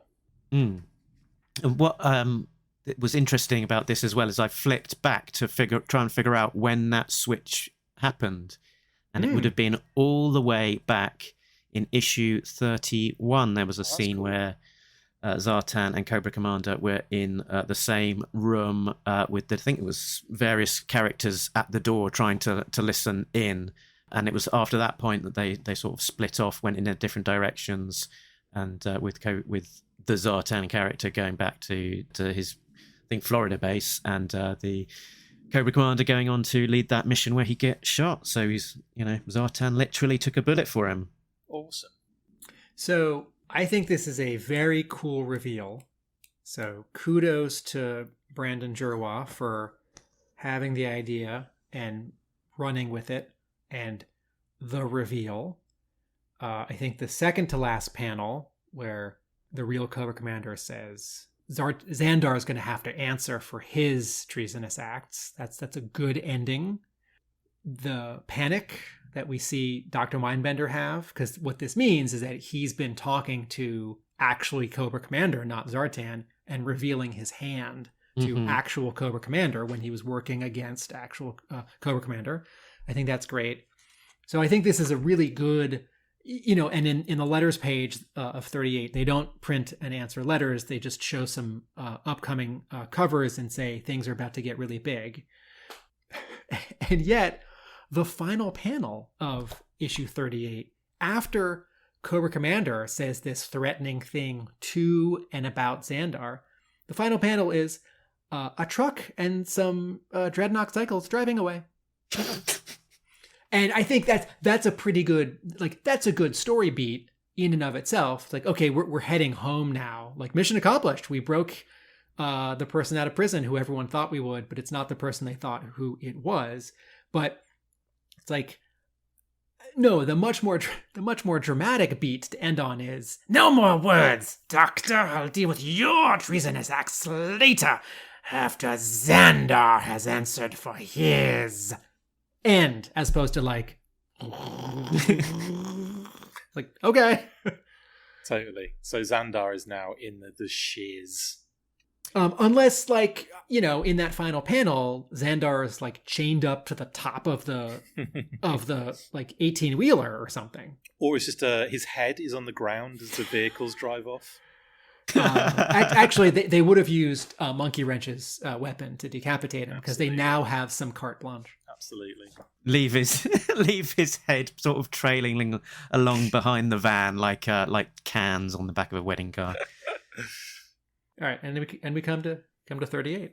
Next issue, we've got script by Josh Blaylock. I didn't actually pick that up in my creator notes, but I think this is telling, and I think it's going to be something that we're going to get to next time when we talk about the next two issues. But I think it's sort of talking slightly to Brandon Jerwa not just being quite allowed to do his own thing, but the heavy hand of Devil's Due coming down on him and sort of trying to direct his course a little bit more to what they want. He's had an editor for a few issues now, Mark Powers, so he's not just doing his own thing and self-editing. And the fact that, Josh Blaylock is credited with the script here, possibly talking to the fact that maybe there's certain beats that he wants to achieve here to set up the sort of direction that needs to be required from rather than just Brandon Jerwa. Because previously in the likes of issue 25, it was Josh Blaylock's story, Brandon Jerwa's script. So it's reversed here, and possibly if the issue 39 feels slightly more muddled, and possibly that double header on the creative duties behind the story might have something to do with that. My overall take is that a lot happens in 38 and it works. And some of that is because just the actual script flows and elements are kept separate enough, and also things are getting tied up. 39, a lot happens and it doesn't work as well. There is too much. 39 feels like 2 issues worth that got crammed into one issue. There's so many characters and physical action and movement in 38. In 39, there's all this movement, but it's sort of unsatisfying, or I'm a little unclear on sort of, well, where were the other helicopters, or who's in this building? So that's my version of Mark saying 38 feels muddled. It's not muddled? The colors. So Val Staples colors this one issue, and Val Staples I mentioned earlier when I was talking about He-Man. Val Staples published through Image and then on his own with his partner He-Man Comics, but he had been a color artist in comics, and he's done stuff for all the publishers. But the thing that actually sort of I remember usually he did some he was doing early Criminal for Ed Brubaker and Sean Phillips. Oh, right. And I like that as an example of his coloring, because that's interesting flat coloring. There's not a lot of gradients there. But he also, I think he colored some of those like X-Men First Class comics 10 years ago that were sort of part of the like all ages Marvel line, which are actually getting reprinted right now. And that's where he was doing more of the like sort of modern, gradients with highlights. But if you want to do a quick comparison, right? I haven't loved the coloring of Brett R. Smith in these Devil's Due issues. Flip through 38 and squint, and something in almost every panel, its brightest thing is a fuzzy white. And flip through 39, and that never happens. The brightest thing in a panel is usually like the green of a green tank or the yellow of a. It happens a little bit in the exterior scenes, but there is less white. In terms of like what you just said about the color, I think it's definitely a much brighter, more dynamic kind of the coloring, and it's definitely more kind of a lot clearer in that sense. I'm not a massive fan of the art style change, I have to say, going into this one. And the other thing as well, I feel like they've tried to squeeze in so many characters in this one, which I usually don't mind, but it almost feels like they're just pushing in lots and lots and lots more exposition to get a lot more characters involved. Lots of things going on at once, lots of kind of things happening. I wouldn't say it's like completely like confusing or anything. I just think it's interesting that there's a lot happening here. Like Armada is now involved, Dr. Nox, Scrap Iron, Destro, Baroness, and then you've got like Thresher and Monkeywrench and Dr. Mindbender and Cobra Commander and Zartan. And again, there's loads and loads. And like you keep doing this because you've even got like a couple of MPs in there that very much similar kind of like to Law. But just tons and tons of characters pushed into this one. And I'm not sure if that like helps the story or not, or if I don't know really. It's a weird one for me. I definitely feel like there's a quality drop in terms of the previous issue going into this one. Chris, do you feel like the Xandar betrayal resolution works on page 3? Not at all. I think it's really brushed over. It's like you have betrayed me for the last time, and then it's like, but will you be back on Cobra's side? Yeah, okay, cool, great. We'll stop. We'll end it there. So it's like, well, that wasn't much at all. It was just I don't know. It just seems like Zartan was protecting him anyway, as you'd expect, and that was it. It was fair enough. They literally say "fair enough" in there. He does. Afterwards. Fair enough. What say you, Zartan? We see some Vipers in the attack on the base. No, not Night Vipers. We see some regular Vipers, but in purple and red. Yeah. And sorry if I'm spoiling one of Mark's I Spies, but since I know you're such a toy encyclopedia guy, Chris, which Vipers are these, and how happy are you to see them for one panel get shot by a Joe Hill? Yeah, so it's a weird one because it's like it's almost like the original Viper head on this new kind of the purple and other purple, like pinky color body, and obviously there was a Battlecore Viper again like later in the vintage era, and obviously Battlecore kind of dates it a little bit. And that it's a nice like addition, but it's so like tucked away in there. Do you know what I mean? Like very tightly. Again, I did notice it, but I didn't think of it when I was like giving that little overall viewpoint. In fact, when I saw the first panel on the other page, I thought, "Oh, there's a Saw Viper's going to be in this," and no, it actually turned out to be those kind of Battlecore Vipers. Because you see a hand and a wrist holding a big machine gun on the previous page. Yeah, and I just assumed it was a Saw Viper. They're actually the V12 Cobra Vipers from 2004, the Valor versus Venom line. Oh, cool. Vipers. That's an even better. You're right. That is a better. Chris, I set you up with a softball, and Mark shoved you off the plate and hit it out of the park. Well, all right. Well, I will go and say that it was also homaging the Viper version 4 in terms of that particular figure, but I would never have noticed that in a million years. Yeah, it's a weird old design that they had for that one. Yeah, and it's got sort of slightly weird, kind of like angular kind of touches to it. So but yes, it's another thing of like this issue is already so full, but let's cram in that brand new Viper design that we've not yet seen in the issue. So okay, so we've now read 39 issues of the main series and 17 issues of Frontline, and we talk about the Real American Hero book at IDW, continued from the Marvel run, and I'm often trying to figure out the difference between like Larry Hama G.I. Joe stories and Blaylock or Jerwa G.I. Joe stories, and my thoughts aren't fully concrete, but this issue feels like, and this was something I think I was talking about this when we talked about Reinstated. Like, part of why I don't like the first arc at Devil's Due is because too much is happening, and I think some of the choices are sort of too risky. And then I realize I'm just sort of angry at myself, because that's probably what I would have done if at 22 I had been able to write G.I. Joe. I would have said, like, okay, we're going to jump ahead a couple years, we're going to kill some characters, and we're going to take so-and-so off the grid, and we're going to put in like all the Vipers that we've never seen. And some of that happens in Reinstated, and some of that has happened since then, and some of that's happening in this issue.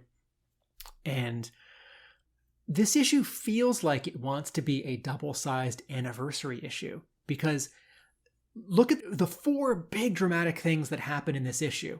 Cobra raids Joe base and gets inside.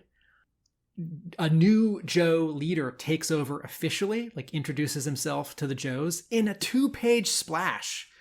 There's a sort of a capping off of Cobra agents vying for power, and you have this half-page splash near the end of the book where Destro's giving orders to a Televiper and he's frustrated, and then there's Cobra Commander and Scalpel and some CGs and Zartan and Major Blood, and Destro's lost, right? This big sort of half-page reveal.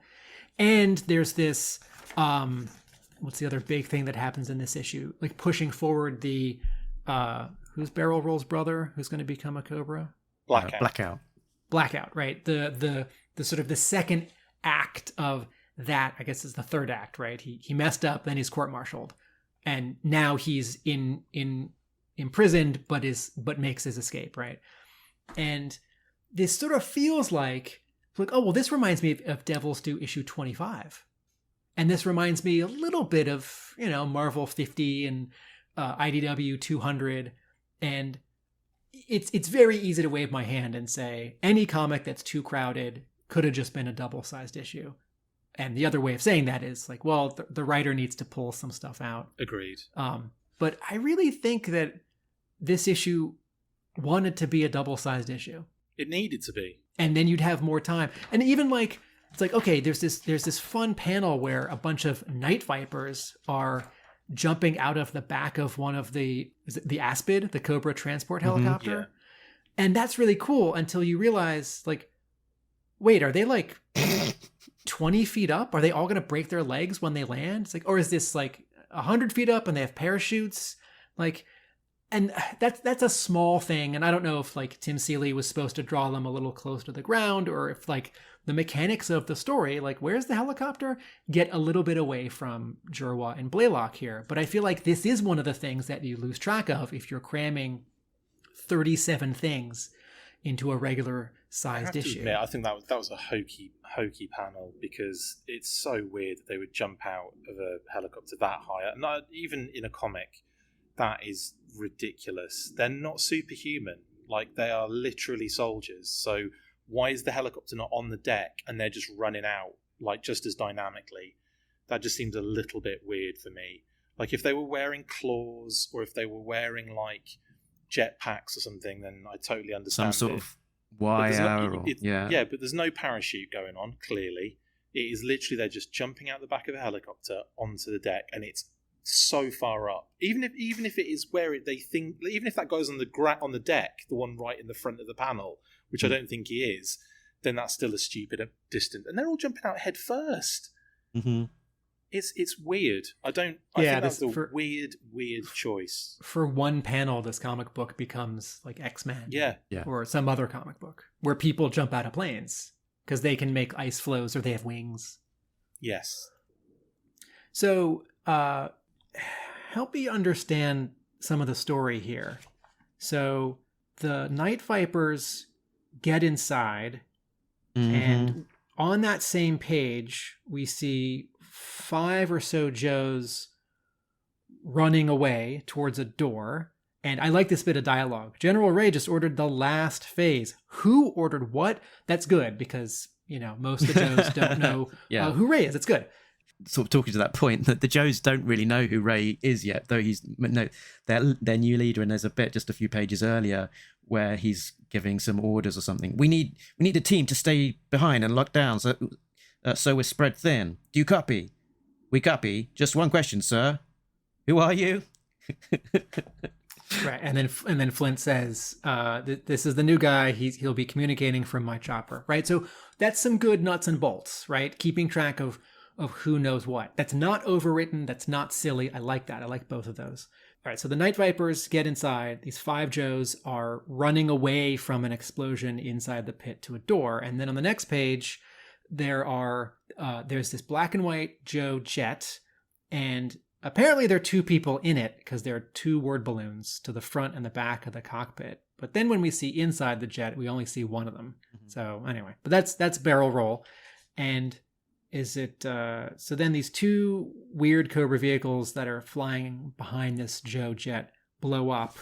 And then I turn the page and, okay, is this the chopper with Ray and Flint, and it's behind the jet with barrel roll and firewall? Which one? There's the green chopper. I think that's the one with Ray in it. Is that what you're talking about? On page 15, the jet's coming toward us. Oh, yeah. Okay. General, I'm beginning my run. Acknowledge barrel roll, right? And there's a chopper behind them, right? So is the last phase, this is that the Joes are going to blow up the pit or some of it, or try and take out as many Cobras as they can at the entrance? Because there's this silhouette panel of 2.5 Joes climbing, and I think that's those 5 Joes getting out some sort of side rear hatch, like 500 feet down the way. And then we see at the bottom of this page, as missiles are approaching, Mercer says, "There's the chopper, double time it," as he and Shockwave are coming out of this hatch, right? So Shockwave and someone get on this green chopper, and then this gray jet that had barrel roll and, I think, firewall in it. Val Staples has done something interesting in the coloring. He has made the explosion behind the jet a little out of focus, which is a thing that you can do in comics once computers are invented, and you do it to make comics look more like film. And I personally don't love it, but sometimes I think it's okay. So it's fine here. But I read this page and I thought, okay, so do the Joes think they just took out a bunch of those Cobras who were still gathered around the entrance to the pit? Did they? Which Cobras got away? And am I not reading this carefully enough, or is this sort of does this not have enough space to explain it? Yeah, it's, as you say, it's too much, too cramped together, and a little bit confused. Like there's these like sort of dialogue boxes from an unseen narrator, and it's not necessarily completely clear who that is. I think that's meant to be General Ray. He says, "The clever combatant imposes his will upon the enemy, but does not allow the enemy's will to be imposed on him, and will leave our enemy nothing." Kaboom! So I think, this final phase is that they will sort of destroy the pit and try and take out Cobras with them, and definitely not allow the Cobras to gain ground. And there's on the page beforehand, the Vipers sort of note, "They've already cleared out. That's fine with me. Just means we have more time to pull everything out of their system. Looks like they started a purge." So I think they've set, the mechanics going to kind of purge the kind of computer systems, and in the meantime they're sort of escaping out of this hidden back tunnel ready for an explosion. And Barrel Roll drops the ordnance to take out the remaining Cobras who are still in the base, but also destroy the base so that the Cobras can't take control of it. And then Armada and Wild Weasel get away in the in Dominator. this Dominator. Okay, right. Yeah. So at the bottom of page 15, the panel before Mercer and Shockwave emerging from the hatch, it's hard to see, but there are, is it 2 Vipers and Armada and Wild Weasel running towards the Dominator? But the Dominator's kind of covered up by word balloons. Okay, so this is one of those cases. That panel, right? Ordnance is away, right? It's cool. You can do this in comics. You can have all this stuff happening in one panel. You can have a plane approaching, and the pilot is saying that ordnance is away, and the missiles have fired, and there are people in the foreground running towards a building, and there are people in the background behind that smoke. I can't tell if those are Joes or Cobras. And there's some word balloons and sound effects. You can do all of that, but you gotta arrange all those elements carefully. And I found this scene a little hard to follow. I did think when we turned the page, I did think that the stuff with Destro sending the Baroness away, ordering Wraith to protect her, and then Cobra Commander shows up, right? In 2 panels, right? Chris is right. It's too much is happening. Like Destro's been in charge and it's unraveling really fast. But it does make for a really dramatic turn for Cobra Commander, who's been playing the long game, to be here and taking over. But and this big half-page reveal of Cobra Commander standing with Scalpel. I find it funny that Scalpel's holding a pistol. Sort of like it's funny to see Storm Shadow holding a machine gun. And Major Blood's got a pistol. So behind them on this big computer screen is the Tempest. And I don't know that the script designated definitely that we had to see the Tempest behind them. I don't actually know from the scene if that's a big computer monitor or a window and it's sort of a mistake. But 2 pages later, Cobra Commander does say, excellent. I think we spent more than enough time talking about the Tempest. Let's show the world what we can do with it. And we see he's looking at the Tempest, and closer to us, Zartan is also looking at the Tempest. And so I think they're looking at a computer monitor. And the Tempest looks like a space station, but there are also some chains. It looks like it's sort of hanging.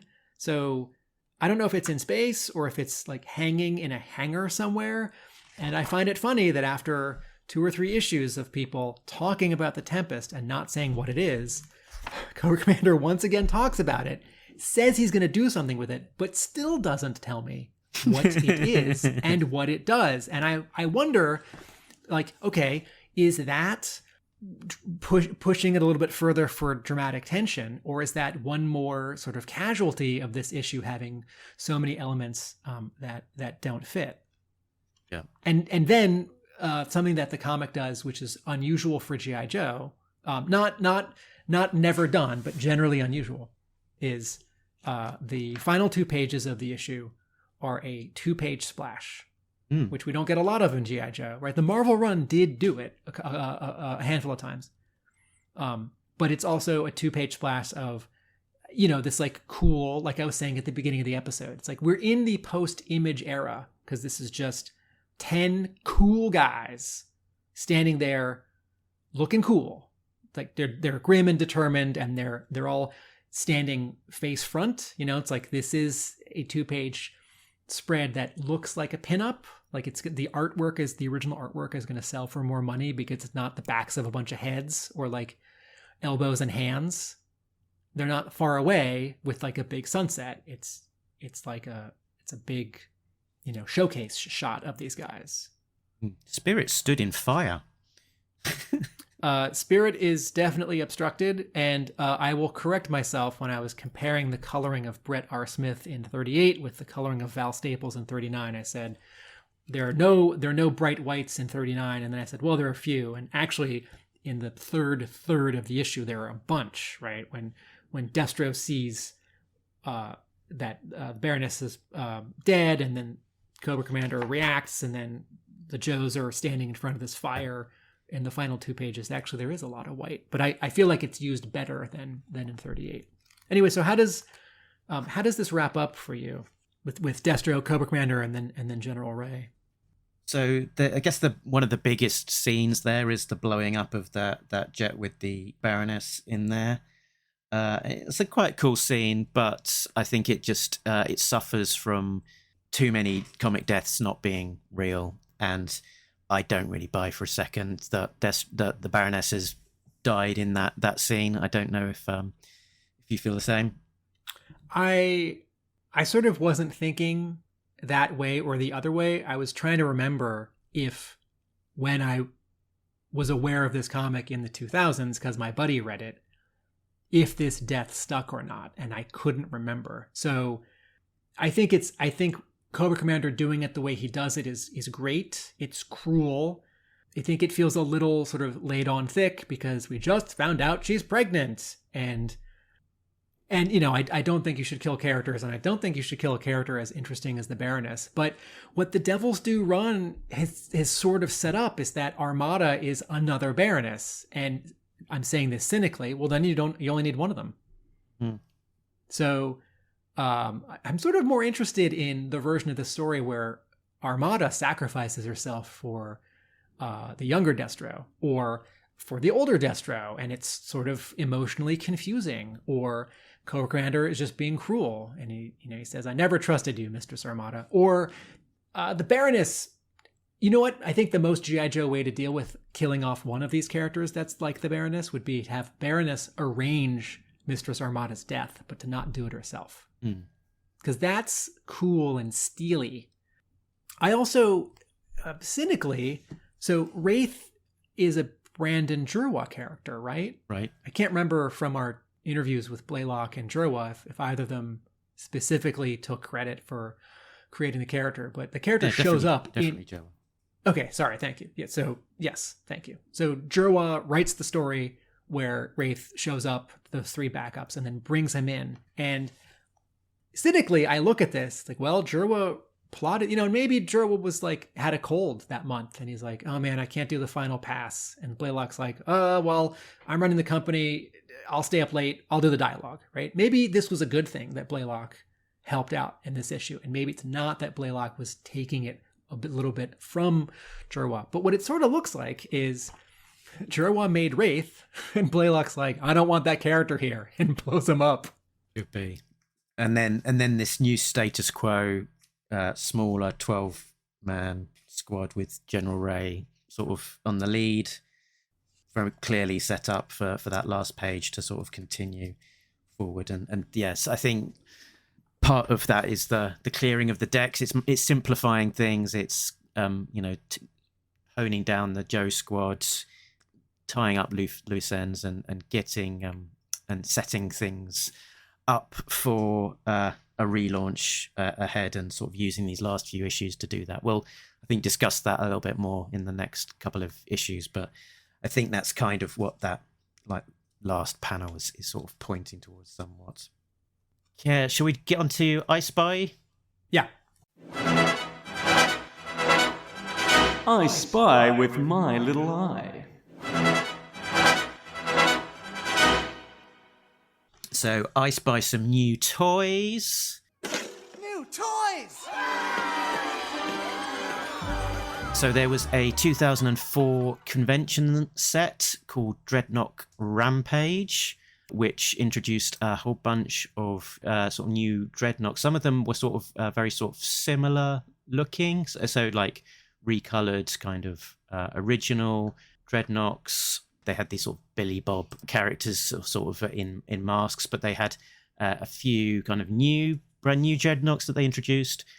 So there was Crusher, who used the head of Zangief and the body of Norgahide, and Demolisher, who used the head of Sagat from Street Fighter, and the body of Steamroller.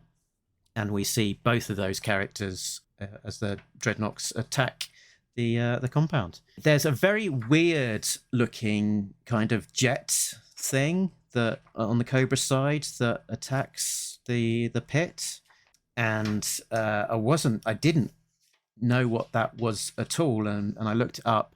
It is the 2004 Battle Hornet, and it does look pretty much as it appears in the comic. It's a very strange looking sort of vehicle. It kind of, I guess it's called a Hornet, so I guess it's meant to kind of put to mind the animal, the Hornet. It's got black and very bright kind of detailing of yellow and orange and a green, yellowy green kind of canopy, and it came with a yellow Neo Viper as the driver.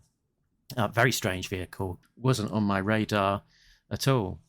And then Barrel Roll is driving or piloting the Thunderwing jet, another new jet toy from 2004, and it looks exactly as it does in the panels. It's a kind of a sort of more miniature jet versus the classic Sky Striker. And the other new toys I think we've already touched on. There's a new look in this issue, and carrying over from the previous issues, which maybe just note on, is that Stalker is in this kind of riot gear outfit, which is just a look that seems to have been created for the comics for this prison visit, not based on any toy design. Yeah, I think the idea is that Lady J is the interrogator for Cobra Commander in prison. Lifeline is checking his vitals, and if the prisoner makes a run for it or has some weapon, then Stalker can take that hit and take him down. Mm-hmm. There was a cool sequence I spotted of Destro putting his mask on in issue 39. Did you pick up on that one? It sort of looks ahead to the Rise of Cobra movie where they're nanites.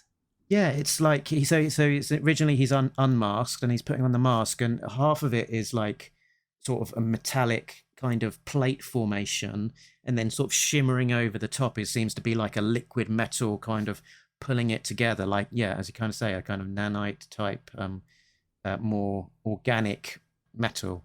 And I don't think up to this point that kind of thing had tried to be conveyed in the comics. So it's an interesting panel, sort of trying to bring to life how Destro's mask kind of works, how it's kind of got that organic feel to it, showing all of his facial features underneath, while at the same time being a hardened metal. Yeah, whether that's a Brandon Jerwa idea in the script or a Tim Seeley invention in the art, that's neat. What else did I spot? I spotted the Rolling Thunder sort of targeting screen that looked very much like a game of Space Invaders. I don't love that joke because I don't know. It took me out of it. Yeah. Like, yes, okay, if this is 2005 and that vehicle is from, 1988, then yes, and if it didn't get an upgrade, its technology would seem really old-fashioned. But, state-of-the-art military equipment in 1988 is specifically not going to look like a 1981 video game. So, close, no cigar. Yeah, you're right. 1988 as well. I spotted a nice little artistic detail just to the design of Zartan as he appears in 39. So the page just before that splash page, double splash page, if you look at Zartan there, he's got on his cowl, he's got like slits kind of just above where his eyes would be. So it's sort of taking up that kind of black face mask, kind of those Lobo triangles, kind of, and taking it up into the mask via kind of a couple of slits. I thought it's quite an effective, subtle tweak to the design. I agree. My I Spy on the cover to issue 39, very small, just over Shockwave's shoulder, we see on Mercer's vest the anti-Cobra symbol that premiered in the 1987 animated G.I. Joe the movie, but is not on his action figure. And that does show up in this issue. You can see it on the final page of issue 39 as well. Cool. I also spotted actually that these issues, while they've been part of a wider arc, the Union of the Snake, they are on the cover given a title as well. So we've got Unmasked 38 and Under New Management 39. This is funny. This reminds me of when I was in 6th grade and I was starting to read comics, and oftentimes, Marvel stories had copy on the front and also a title on the first or second page. And this kind of thing would happen where there'd be some phrase on the cover which acted like a title. It's like, what will happen to the thing? You must find out in like The Last Stand, and you'd open it up and the title of the issue is something like For Return from Oblivion. It's like, wait, wasn't this called The Last Stand? It's like, well, I guess sort of the cover has a title and then the story has a title. Or the cover doesn't have a title. It just has exciting words to get you to pick up the book. It is a nice touch, though. I do like the fact that he's sort of giving all of these issues their own individual titles. I also spotted in the back of 39 there's an interview with Tim Seeley and also a little news story about new Hack Slash coming out in March. And it's just sort of talking to sort of more going on in Tim Seeley's career beyond just G.I. Joe. So during 2004, as he was working as the artist for these issues, he also launched Hack Slash as a writer with Stefano Caselli on art for the original one. And he sort of releases a series of one-shots before then mini-series and ongoing series for this creator-owned series of his Hack Slash, I guess, looking to the future and realizing that, building his own IP is going to be the key to longevity and a pension pot. And Hack Slash got optioned as a movie later on and had 1 or 2 successful Kickstarters. So that seems to bear out. I had a little I Spy in the back of 38 on the Devil's Due news page. There's the Devil's Due logo, and it says Happy Birthday. And the blurb describes how it's been 1 year since Devil's Due returned to its roots as a strong, solitary, independent publisher. And it doesn't use the term Image Comics, but what it's saying is, hey, remember we launched with Image, with G.I. Joe in 2001, and then at issue 25 or 26, we stopped publishing through Image and we started publishing on our own. It's been a year. And then they say, actually, solitary is the wrong word, since in 2004, Devil's Due found allies and fellow wandering iconoclasts, Udon Studios, Dynamite Entertainment, and Studio Ice. So other studios that either helped them or have also published on their own. Error detected. Error detected. No prize incoming. I have 2 error detecteds. In 39 on page 1, Armada's jewel is again the wrong color. And we do have a return on the second page of 39, a reminder that her jewel is a video camera, because Cobra Commander's talking and Destro in this sort of point of view shot, like looking from sort of the height of a person's collarbone, is on screen. My other one, so this actually links back to issue 37 from our previous episode. In issue 37, that thing you just talked about, Stalker has this sort of guard armor, this prison armor, like riot gear, and it has like torso armor or chest armor. And in 37, it's dark gray.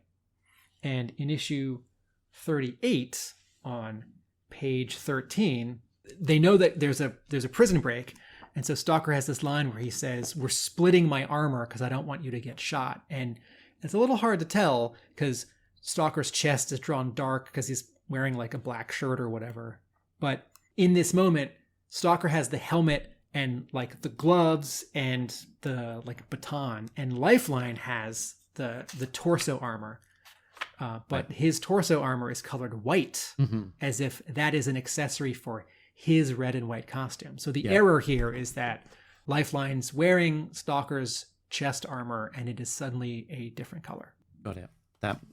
It sort of threw me, that dialogue, because it's like, well, looks like Stalker's still coloured like he's wearing the armour, and I can't really tell anything different about Lifeline. So, but yeah. Yeah, because Lifeline without the armor has white horizontal stripes on his jumpsuit, and his armor looks kind of like white horizontal stripes. So that makes a lot more sense now that you've pointed that out.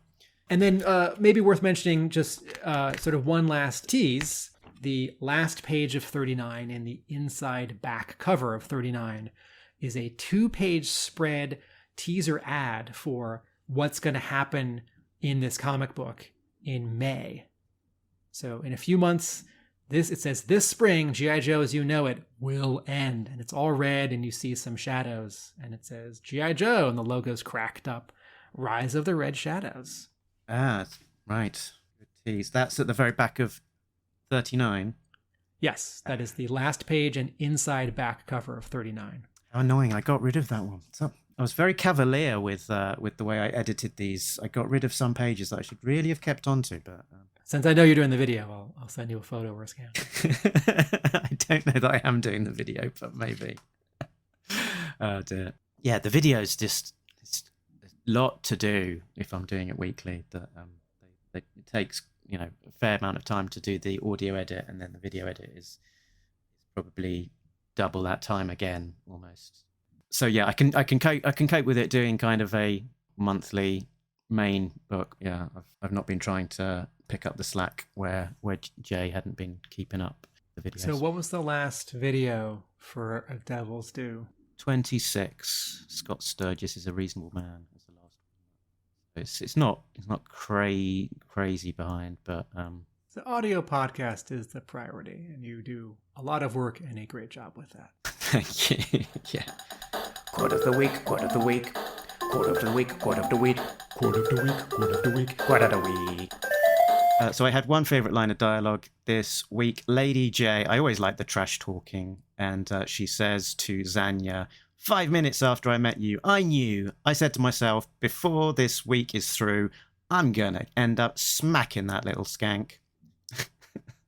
Yeah, 10 out of 10, trash talking. Thanks, Lady J. But what's your Yo Joe-age? Yo, Joe, cola, not grape soda. It's Yo Joe-age time. Yeah, so Chris, what's your Yo Joe scorage on this one? I'd have to say I didn't do a Yo-Jo scorage in the first one. Are we doing them together? No, let's do them together as a two-part. Yeah. If I'm giving both of them a Yo-Jo score, I think the first one would have... Okay, so if I'm giving this out a score out of 10, I would probably say it hits close to the middle for me, like maybe like a 4.5 or a 5. Because I think the first issue, I actually really like the pacing, but there are some aspects to it that aren't great. But it's a decent comic. It stands alone as a pretty good one. I think this one is just like Tim said. It is cramped. It is rushed. It's got so many characters in it. It needed a couple more issues to get this storyline out.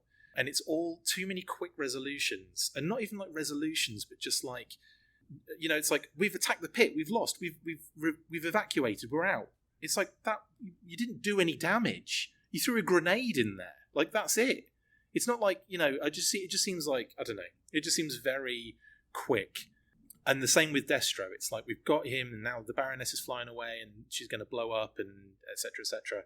And it's all just really quick. I think that needed a bit more of an impact. It needed a bit more of a, like I said, another issue to really trail that out a little bit, and then really hit Destro hard. So, I think overall about I'll give it a generous 5 over both issues. Okay. My Yo Joe, it's difficult because actually I think I would have given these two issues quite different scores. I thought that issue 38 was very strong. I thought it was a lot crammed in there, but it sort of pepped along and, very solid action sequences, very deft juggling of the different threads, good art from the guest artist there.